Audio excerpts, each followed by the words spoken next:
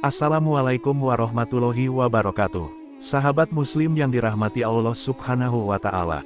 Maulana Habib Muhammad Lutfi bin Yahya atau Habib Lutfi, akhirnya turut buka suara mengenai polemik nasab habaib yang terus bergulir di masyarakat.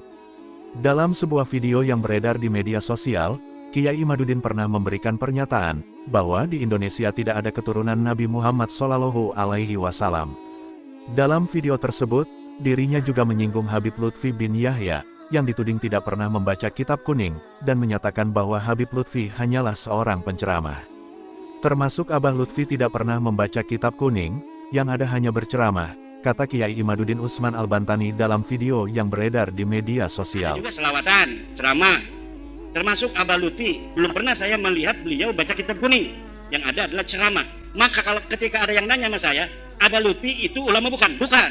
Menanggapi hal tersebut, ulama sekaligus anggota Dewan Pertimbangan Presiden Republik Indonesia itu mengaku, tidak peduli dengan kelompok yang saat ini tengah membuat gaduh. Terserahlah orang mau mengatakan keturunan A, keturunan B, masa bodoh bukan urusan kita, kata Habib Lutfi seperti dikutip dari sebuah tayangan YouTube, hari Selasa, tanggal 25 Juni tahun 2024. Di depan ribuan jamaahnya, Ketua Majelis Sufi Dunia itu menghimbau masyarakat untuk mengabaikan urusan tersebut dan terus memajukan Islam Ahlus Sunnah wal Jamaah. Ia pun mengimbau masyarakat untuk tidak mudah terprovokasi dengan narasi nasab yang beredar. Terserahlah orang mau mengatakan turunan A, turunan B, masa bodoh bukan urusan kita. Urusan kita bagaimana memajukan ahli sunnah wal jamaah. Jangan sampai kita mau tergoyang oleh hal-hal yang demikian. Setuju? Alhamdulillahirrabbilalamin. Dan perlu kita waspadai, jangan sampai ahli bait Nabi, para habaib, para ulama, kita terpecah belah. Seperti diketahui, perdebatan soal nasab habaib terus bergulir dan menjadi perhatian publik, terlebih masyarakat awam. Narasi tersebut awalnya beredar di media sosial, lalu viral sehingga mendapat respon dari berbagai pihak, bahkan ulama besar tanah air juga ikut angkat bicara terkait perdebatan tersebut. Tak sedikit kiai karismatik Indonesia yang bicara soal nasab habaib, dalam setiap kesempatan ceramah di hadapan para jamaahnya. Sahabat muslim yang dirahmati Allah subhanahu wa ta'ala, lantas benarkah di Indonesia tidak ada habaib atau ulama keturunan dari Rasulullah Shallallahu Alaihi Wasallam? Dalam sebuah ceramahnya, Ustadz Adi Hidayat pernah menyampaikan silsilah dari Kiai Haji Ahmad Dahlan, yang tersambung dengan nasab Rasulullah Shallallahu Alaihi Wasallam. Bahkan video tersebut juga ditanggapi dengan baik oleh Ustadz Abdul Somad. Berikut penjelasan Ustadz Adi Hidayat mengenai silsilah Kiai Haji Ahmad Dahlan, dikutip dari channel Adi Hidayat Official.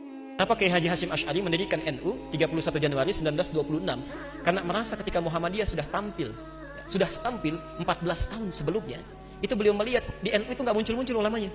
Asy'ari dengan pendiri Muhammadiyah, Muhammad Darwish, itu satu keluarga, satu saudara yang sama, bahkan ngajinya sama-sama, itu di Semarang, di Kiai Haji Soleh Darat.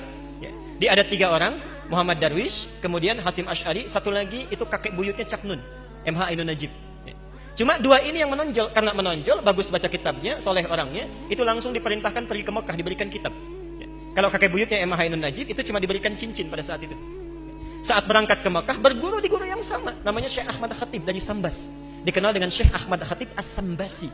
Nah, setelah dilihat-lihat sampai kembali ke Nusantara di masa yang sama, itu Masya Allah, ternyata keduanya punya visi yang sama, ya, tapi punya beda karakter.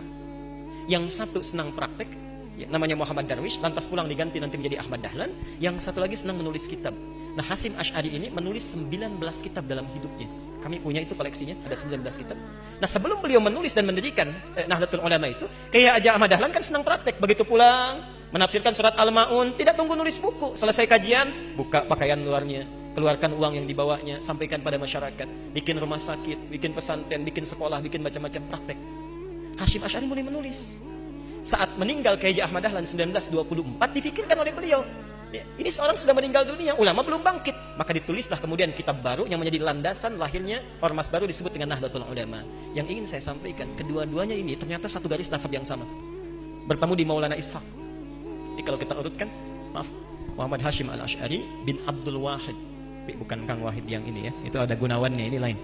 bin Abdul Wahid bin Abdul Halim. Abdul Halim itu nama aslinya Pangeran Benawa, dikenal dengan Sultan Hadiwijaya, nama lainnya Joko Tingkir. Bin Abdullah bin Abdul Fattah bin Abdurrahman. Abdurrahman ini anaknya Sunan Giri, bukan Giri yang ini tapi. Ya. Nah, Sunan Giri ini anaknya siapa? Anaknya Maulana Ishaq. Nah, di Maulana Ishaq inilah nyambung nasabnya. Kiai Haji Ahmad Dahlan bin Kiai Haji Abu Bakar bin Kiai Haji Sulaiman bin Kiai Murtado bin Demang Jurang Juru Kapindo bin Demang Jurang Juru Sapisan bin Kiai Gerbek bin Maulana Ishaq. Siapa Maulana Ishaq ini? Maulana Ishaq ini adalah anaknya Ahmad Jumadil Kubra. Ya, salah satu wali yang dari 9 yang datang dari Mesir, dari 9 wali itu. Ahmad Jumadil Kubra ini siapa? Ya, ini adalah salah satu wali yang punya 2 anak. Saya belum teruskan nasabnya. Anak pertamanya dibawa ke Nusantara, namanya Maulana Ishaq, melahirkan 2 ulama tadi. Anak keduanya lahir di Mesir, bernama Syarif Abdullah. Nah, nanti Syarif Abdullah inilah yang akan bertemu dengan salah satu anaknya Prabu Siliwangi. Ya. Prabu Siliwangi, Pamanah Rasa, menikah dengan Nyai Subang Larang, punya 3 anak. Anak pertama Walang Sungsang, lahir 1423. Anak keduanya Rara Santang, lahir 1426. Anak ketiganya Raja Sengara, lahir 1427. Nah, hajilah kemudian Walang Sungsang dan Rara Santang di Makkah bertemu dengan Syarif Abdullah. Walang Sungsang ganti nama jadi Abdullah Iman, Rara Santang ganti nama menjadi Syarifah Mudaim. Jatuh cinta Syarif Abdullah dengan Syarifah Mudaim, menikahlah, pulang ke Mesir, tinggal 20 tahun, melahirkan anak bernama Syarif Hidayatullah. Berguru pada Syekh Ibnu Athaillah As-Sakandari. Pulang, nengok kakek buyutnya, bertemu dengan Prabu Siliwangi. Saat itu tinggalnya ada di lingkaran Jati, maka dikenallah dengan saat itu dengan nama Sunan Gunung Jati. Nah, baik Ahmad Dahlan ataupun Hasyim Asy'ari itu berada di satu garis yang sama dari Ahmad Jumadil Kubra bin Ali Zainal Al-Kabir bin Ali Zainal Abidin, keturunannya dari Al-Husain, Husain anaknya Ali, Ali suami Fatimah, Fatimah putri Rasulullah sallallahu alaihi wasallam. Tapi sampai hari ini tidak pernah Ahmad Dahlan disebut dengan Habib. Tidak ada. Kayak Ahmad Dahlan.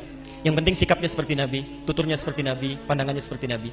Kullu mri'in bima kasaba rahin, itu pilihan kita semua. Mudah-mudahan pertemuan hari ini kita menjadi baik seluruhnya. Semoga video ini bermanfaat bagi kita semua dan menambah tingkat keimanan kita kepada Allah Subhanahu wa Ta'ala. Wassalamualaikum warahmatullahi wabarakatuh.